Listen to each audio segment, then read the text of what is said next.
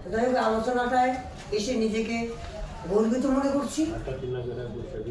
আর সবচেয়ে বড় কথা হলো রাজনীতিবিদ আর অর্থনীতিবিদ আর এক একটা বিদের এক একটা থাকে সব এক নয়। তাই এখানে সৃজনশীলতা নিয়ে কথা উঠছে, এইটা নিয়ে কথা বলাটাই উত্তম। এক একজনের রাজনীতির কথা বলবো, যে যে কর্মটা করে সে কিন্তু সেই কর্মটাই কথাই বলবে।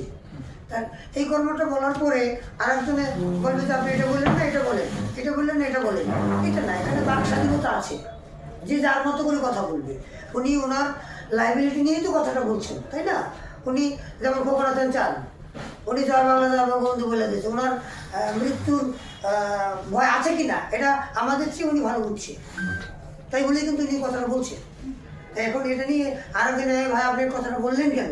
না, এটা বাংলাদেশ, বাক স্বাধীনতা আছে, এটা যে যার মতো করে বলতে পারে। নাইলে শেখ হাসিনার মতো এত শক্তিশালী একজন দস্যু মতো একটা শক্তিশালী সংগঠন না বলে বানিয়ে যেত না।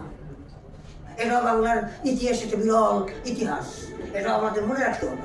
বাঙালি পারে না এমন কিছু নাই, বাঙালি সব পারে। ও দেখতেছি তুমি কতদূর পারো। তখন যখন দেখবে যে না আর পারছে না, তখন ভেবেছে তুই নাম, ওই টিমুনি খান্ডে বসাই দেওয়া, ওই ভালো পারবে। ব্যাপারটা কিন্তু সেরকম। তবে সৃজনশীলতা রক্ষা আমাদের করণীয় যেটা, এটা অনেক গভীরতম প্রশ্ন।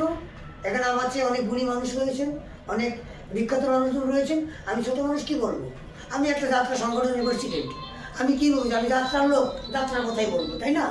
তো এখন তবে সবচেয়ে বড় বিষয়টা হলো, আমি যদি আমার বিচারটা করতে পারি, তাহলে আমার বিচারটা আরেকজন করুক, সেই সুযোগটা কিন্তু খুঁজে পাবে না।